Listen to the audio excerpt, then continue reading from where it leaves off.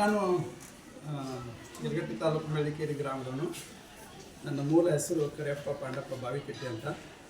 19 ವರ್ಷ Indian ಆರ್ಮಿದೊಳಗೆ service ಮಾಡಿ ಈಗ 17 ವರ್ಷ ಆಯಿತು ನಾನು ರಿಟೈರ್ಮೆಂಟ್ ಆಗಿ ಸಾವಯವ ಕೃಷಿ ಮಾಡಿ ತಾಲೂಕು ಮಟ್ಟದಲ್ಲಿ ಶ್ರೇಷ್ಠ ಕೃಷಿಕ ಪ್ರಶಸ್ತಿಯನ್ನು ಪಡ್ಕೊಂಡಿನಿ.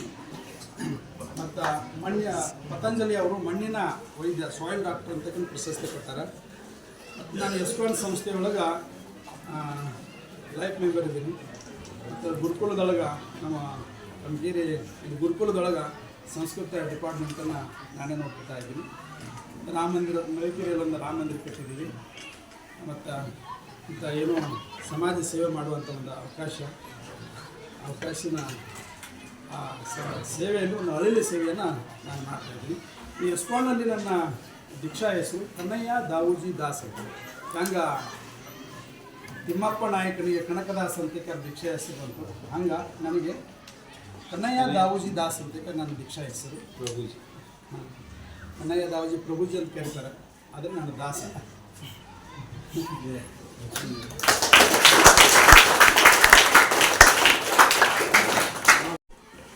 ಸರ್ವಭ್ಯೋ ನಮೋ ನಮಃ. ಎಲ್ಲರಿಗೂ ನಮಸ್ಕಾರ. ನಮ್ಮೆಲ್ಲರ ಸೌಭಾಗ್ಯ ಇವತ್ತು ದುರ್ಗಿ ಸರ್ ನಮ್ಮ ಜೊತೆ ಇದ್ದಾರೆ.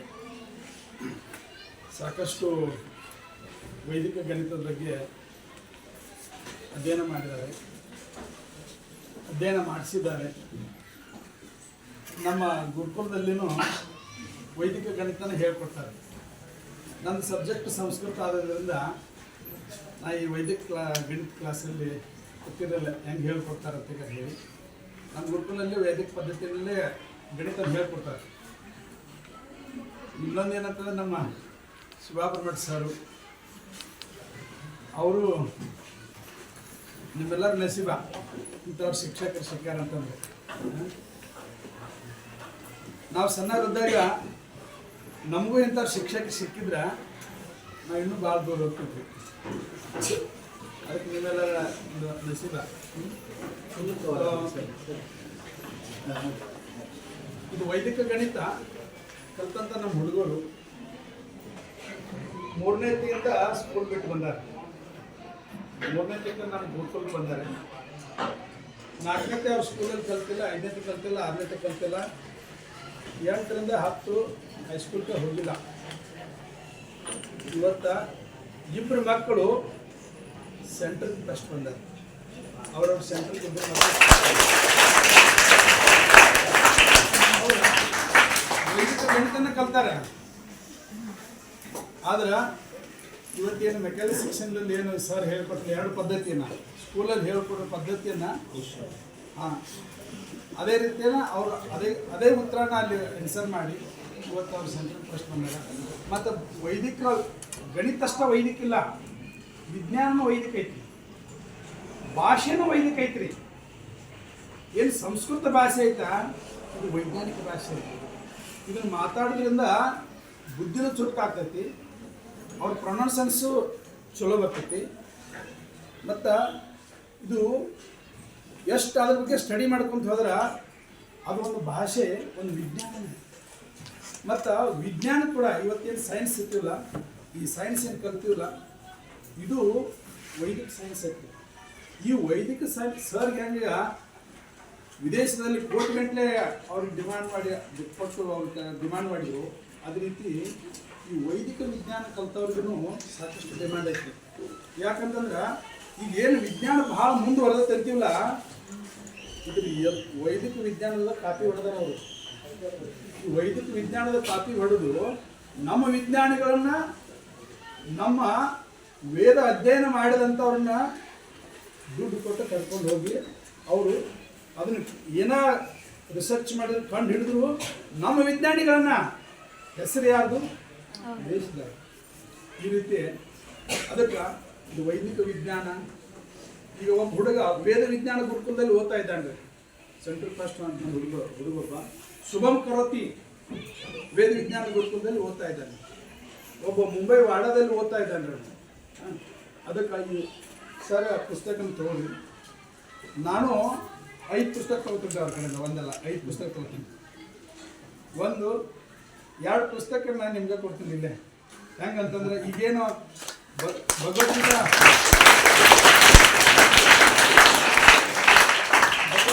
ಭಗವದ್ಗೀತಾ ಏನು ನಾವು ಇಲ್ಲಿ ಮಕ್ಕಳಿಗೆ ಹೇಳ್ತಾ ಇದ್ದೀವಿ. ಇದರಲ್ಲಿ ಯಾರು ಒಳ್ಳೆ ಪರ್ಫಾರ್ಮೆನ್ಸ್ ಮಾಡ್ತಾರೋ ಅವ್ರಿಗೆ ಫಸ್ಟು ಸೆಕೆಂಡು ನಮ್ಮ ಒಂದು ಭಗವದ್ಗೀತಾ ಎಸ್ಕೊಂಡು ಭಗವದ್ಗೀತಾ ಜೊತೆ ಇದನ್ನು ಗಿಫ್ಟ್ ಆಗಿ ಕೊಡ್ತೀವಿ. ಅದಕ್ಕೆ ಈ ಭಗವದ್ಗೀತಾ ಶ್ಲೋಕ ಏನಾಗಿಲ್ಲ, ಈ ಭಗವದ್ಗೀತಾನು ಒಂದು ಏನದು ಒಂದು ವಿಜ್ಞಾನನೇ ಇದೆ. ಇದರಲ್ಲಿ ಮುಖ್ಯ 5 ವಿಷಯ ಐತೆ. ಆತ್ಮ, ಪರಮಾತ್ಮ, ಕಾಲ, ಕರ್ಮ ಮತ್ತು ಪ್ರಕೃತಿ. ಈ 5 ಭಾಷೆ ಬಗ್ಗೆ ಈ 5 ವಿಷಯ ಬಗ್ಗೆ ರಿಸರ್ಚ್ ಮಾಡ್ಬೇಕಂತಂದ್ರೆ ಈ ಭೌತಿಕ ವಿಜ್ಞಾನದಲ್ಲಿ ಇದರ ಉತ್ತರ ಸಿಗಂಗಿಲ್ಲ. ಇದು ಆಧ್ಯಾತ್ಮಿಕ ವಿಜ್ಞಾನದೊಳಗೆ ಇದು ಸಿಗ್ತೈತಿ. ಅದಕ್ಕೆ ಈ ಬುಕ್ಸನ್ನು ತಗೋರಿ, ಓದ್ರಿ. ಇಂಥ ಅವಕಾಶ ಪದೇ ಪದೇ ಸಿಗಂಗಿಲ್ಲ. ನಾನು ಅದನ್ನು ತಗೋತೀನಿ. 2 ಮಣ್ಣಿಕೇರಿ ಹೈಸ್ಕೂಲ್ನಾಗ ಅಲ್ಲಿ ಪ್ರೆಸೆಂಟ್ ಮಾಡ್ತೀನಿ, ಗಿಫ್ಟ್ ಕೊಡ್ತೀನಿ, ಕಾಣಿಕೆ ಕೊಡ್ತೀನಿ. 1 ನಾನು ಮನೆಗೆ ಇಟ್ಕೊತೀನಿ. ಯಾಕಂದ್ರೆ ನನ್ನ ಮಕ್ಕಳಿಗೆ ಇದು ಮಾಡೋಕ್ಕೆ ನಾಳೆ ಕಲ್ಸಕ್ಕೆ, ನಾನು ಸ್ಟಡಿ ಮಾಡಿ ನನ್ನ ಮಕ್ಕಳಿಗೆ ಕಲ್ಸಕ್ಕೆ ಅಂತೀನಿ.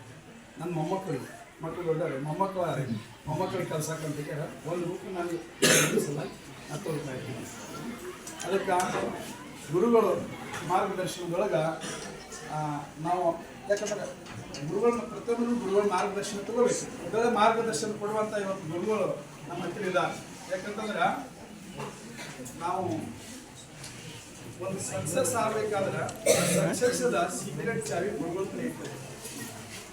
ಅದಕ್ಕೆ ಗುರುಗಳ ಸೇವೆ ಮಾಡಿ ತದ್ವಿಧಿ ಪ್ರತಿಪಾದನೆ ಪರಿಪ್ರೇಷಣೆ ಸೇವೆಯ ಉಪದೇಶ ಜ್ಞಾನಿನ ತತ್ವದರ್ಶನ ಅಂತಾರೆ. ಆ ತತ್ವವನ್ನು ತಿಳ್ಕೊಂಡಿದ್ದಾರೋ ಅವರ ಸೇವೆ ಮಾಡಿ ತದ್ವಿದ್ಯೆ, ಆ ವಿದ್ಯೆಗಾಗಿ ಪರಿಪ್ರಶ್ನೆಯನ್ನು ಮಾಡಿ ವಿನಮ್ರತೆಯಿಂದ ಪ್ರಶ್ನೆಯನ್ನು ಮಾಡಿ ನಾವು ತಿಳ್ಕೋಬೇಕು. ಒಂದು ಸಣ್ಣ ಉದಾಹರಣೆ ಕೊಡ್ತೀನಿ. ಒಬ್ಬ ಕರಾಟೆ ಪ್ಲೇಯರ್ ಅವ ರಾಷ್ಟ್ರ ಮಟ್ಟದೊಳಗೆ ಫಸ್ಟ್ ಬಂದಾನ್ರಿ, ಗೋಲ್ಡ್ ಮೆಡಲ್ ತೊಗೊಂಡು ಚಾಂಪಿಯನ್ ಆಗ್ಯಾನ. ಅವನು ಇನ್ನು ಒಲಿಂಪಿಕ್ನಾಗ ಸೆಲೆಕ್ಷನ್ ಆಗ್ಯಾನ್ರಿ. ಒಲಿಂಪಿಕ್ನಾಗ ಸೆಲೆಕ್ಷನ್ ಆಗ್ಯಾನ. ಒಲಿಂಪಿಕ್ಗೆ ಹೋಗೋದು ಬಂತು, ಎಲ್ಲ ಕಿಟ್ ತೊಗೊಂಬಂದಾನ. ಕಿಟ್ ತೊಗೊಂಡು ಮನೆಗೆ ಬರುವಾಗ ಆಕ್ಸಿಡೆಂಟಾಗಿ ಕೈ ಮುರಿತ್ರಿ. ಕೈ ಮುರಿತ್ರಿ. ಅವ್ನು ಹೆಂಗಿರ್ಬೇಕ್ರಿ? ನೀವು ಮರ್ಗಾಕತ್ತೀರಿ. ಅವನ ಜೀವನದಾಗ ಅವ್ನು ಹೆಂಗಾಗಿರ್ಬೇಕ್ರಿ? ಒಲಿಂಪಿಕ್ಗೆ ಹೋಗೋದಾನ, ಇನ್ನೇನೆಲ್ಲ ಫ್ಲೈಟ್ ಟಿಕೆಟ್ ಬುಕ್ ಆಗೈತೆ, ಕಿಟ್ ಕೊಡ್ತಾರೆ. ಅಲ್ಲಿ ಏನೇನು ಸಾಮಗ್ರಿಗಳು ಬೇಕು, ಅವಶ್ಯಕತೆ ಇರ್ತದೆ, ಎಲ್ಲ ಕಿಟ್ ಇಲ್ಲಿ ಅವ್ನು ಇಶ್ಯೂ ಮಾಡ್ತಾರೆ. ಎಲ್ಲ ತೊಗೊಂಡು ಬಂದ. ಮನೆಗೆ ಇನ್ನೊಂದು ಸ್ವಲ್ಪ ಮನೆಗೆ ಮುಟ್ಟಬೇಕವ, ಆಕ್ಸಿಡೆಂಟ್ ಆಯಿತು, ಕೈ ತೆಗೆದೇ ಬಿಡ್ಬೇಕಾಯ್ತು ಕೈ. ಹೆಂಗಾಗಿರ್ಬೇಕು? ಅದಕ್ಕೆ ಅವ್ರ ಗುರುಗಳು, ಅವ್ರ ಕೋಚ್ ಏನಿರ್ತಲ್ಲ ಹಾಸ್ಪಿಟ್ಲಿಗೆ ಬಂದರು. ಅವ್ನು ಹೇಳಿ ಕಳಿಸಿರ್ತಾರೆ, ಆಶೀರ್ವಾದ ಚಾಂಪಿಯನ್ ನೀನ, ಒಲಿಂಪಿಕ್ನಾಗ ಗೋಲ್ಡ್ ಮೆಡಲ್ ನಿನ್ನ ಹೆಸರಿನಾಗ ಐತೆ ಅಂತ ಹೇಳಿದ್ರು. ನಿನ್ನ ನಸೀಬ್ದಾಗ ಅದು ಬರ್ತೈತೆ, ನಾ ಗ್ಯಾರಂಟಿ ಕೊಡ್ತೇನೆ ಅಂತ ಹೇಳಿದ್ರು ಅವ್ರ ಗುರುಗಳು. ಅದಕ್ಕೆ ಕೈ ಏನು ಮಾಡಬೇಕು? ಗುರುಗಳು ದವಾಖಾನೆ ಬಂದರು ನೋಡಾಕ. ಅವಾಗ ಹೇಳಿದರು, ಮತ್ತು ಅದೇ ಮಾತು ಹೇಳಿದ್ರು ಅವರು. ಆ ಗೋಲ್ಡ್ ಮೆಡಲ್ ಮೇಲೆ ಯಾರ ಹೆಸರು ಬರುತ್ತೆ ನಿಂದೇ ಹೆಸರು ಬರುತ್ತೆ ಅಂತ ಹೇಳಿದ್ರು. ಸರ್ ಒಂದೇ ಕೈ ಅಂತಂದ, ಪರವಾಗಿಲ್ಲ ಆದರೂ ನಿನಗೆ ಸಕ್ಸಸ್ ಆಗ್ತಂತ. ಅದು ಹೆಂಗೆ ಸಾಧ್ಯ ಐತೆ? ನಾನು ನಂಬಂಗಿಲ್ಲ ಅಂತ. ಅದು ಸೀಕ್ರೆಟ್ ನನ್ನ ಕಡೆ ಐತೆ ಅಂತ ಹೇಳಿದ್ರು. ಆ ಒಲಿಂಪಿಕ್ ಗೋಲ್ಡ್ ಮೆಡಲ್ ತರೋ ಸೀಕ್ರೆಟ ನನ್ನ ತೆಗೈತೆ ಅಂತ ಹೇಳಿದ್ರು. ಅದು ಹೆಂಗ್ರಿ ಅಂತ ಅವ್ನು ಮನಸ್ಸು ಬಿಟ್ಟಿದ್ದ. ಅವ್ನ ಜೀವನ ಇಡಬಾರ್ದು ಸಾಕಪ್ಪ ಅಂತ. ಹಿಂಗೆ ಯಾಕಾಯ್ತು? ದೇವ್ರು ಯಾಕೆ ಈ ಪರಿಸ್ಥಿತಿಯನ್ನು ತಂದ?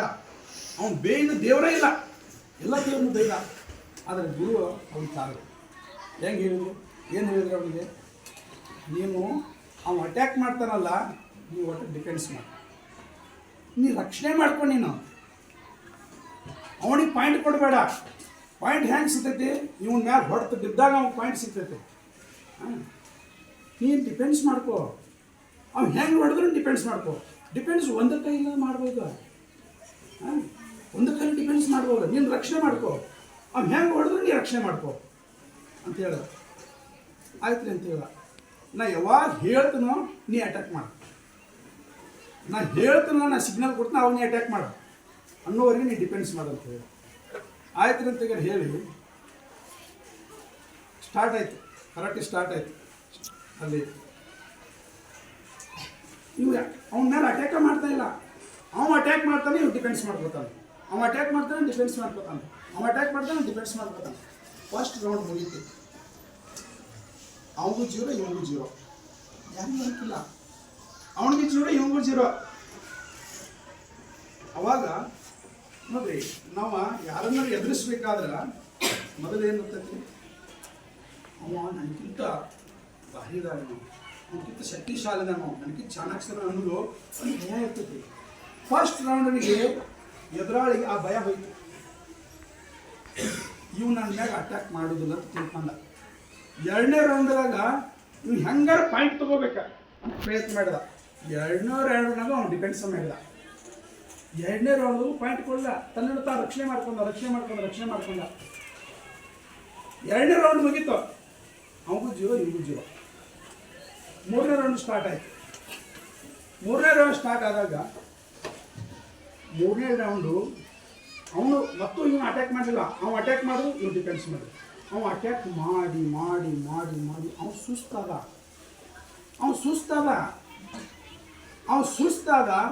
ಇನ್ನು ಲಾಸ್ಟ್ ಇನ್ನು ಇನ್ನೇನು ಅದು ಮುಗಿದೈತಿ, ಮೂರನೇ ಸುತ್ತು ಮುಗಿದೈತಿ, ಬೆಲ್ಲ ಆಗೋದೈತಿ. ಅವನು ತಿಳ್ಕೊಂಡಿದ್ರೆ ಇವು ಅಟ್ಯಾಕ್ ಮಾಡೋದೇ ಇಲ್ಲ ಅಂತ. ಅವ್ನು ಒಂದೇ ಕೈಲಿ ಅಟ್ಯಾಕ್ ಮಾಡಿಬಿಟ್ಟ, 1 ಪಾಯಿಂಟ್ ಸಿಕ್ಕುತ್ತಿ. ಅವ್ನು ಸಿಗ್ನಲ್ ಕೊಟ್ಟ, ಇನ್ನು ಲಾಸ್ಟ್ ಮುಗಿದೈತಿ, ಒಂದು ನಿಮಿಷ ಅಲ್ಲ, ಒಂದು ಲಾಸ್ಟ್ ಇನ್ನೇನು ಬೆಲ್ಲ ಆಗೋದೈತಿ. ಅವ್ರಿಗೆ ಕೋಚ್ ಸಿಗ್ನಲ್ ಕೊಟ್ಟ, ಆ ಟೈಮ್ ನೀವು ಅಟ್ಯಾಕ್ ಮಾಡಿದ 1 ಪಾಯಿಂಟ್ ಆಗಿಬಿಡ್ತಿ. ಅಷ್ಟರಾಗ ಬೆಲ್ಲ ಆಗಿದೆ.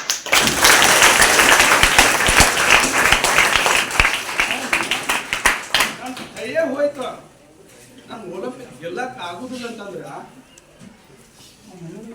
ಗೆಲ್ತಿರ್ಲಿಲ್ಲ.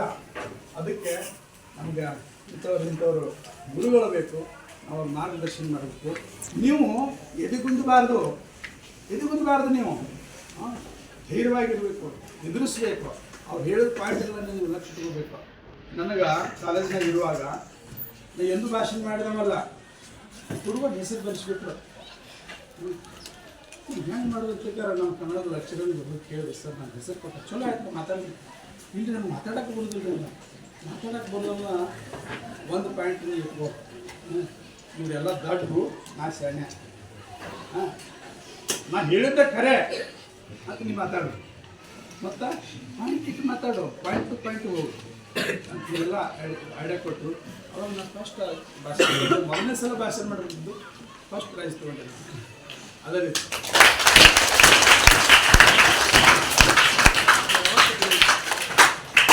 ಸರ್ ಬಗ್ಗೆ ಸಾಕಷ್ಟು ಕೇಳೋದೈತಿ. ನನಗೆ ಅವಕಾಶ ಸಿಕ್ಕಾಗ ಅವ್ರ ಬಗ್ಗೆ ಒಂದು ಆರ್ಟಿಕಲ್ ಬರೀಬೇಕು ನನಗೆ ಆಸೆ ಐತಿ.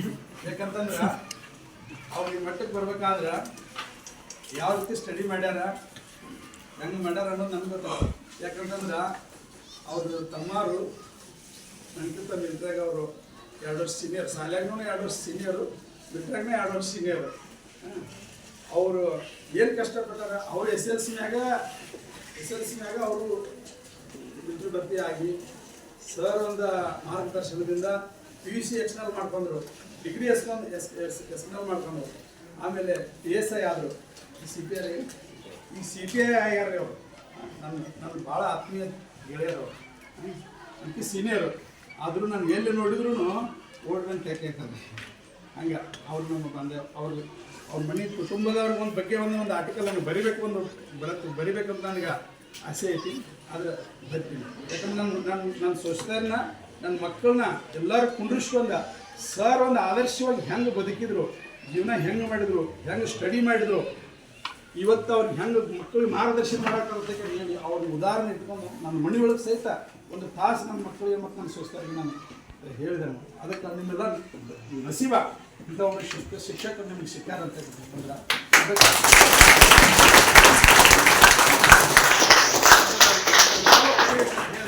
ನನ್ನ 2 ಮಾತಿಗೆ ವಿರಾಮ.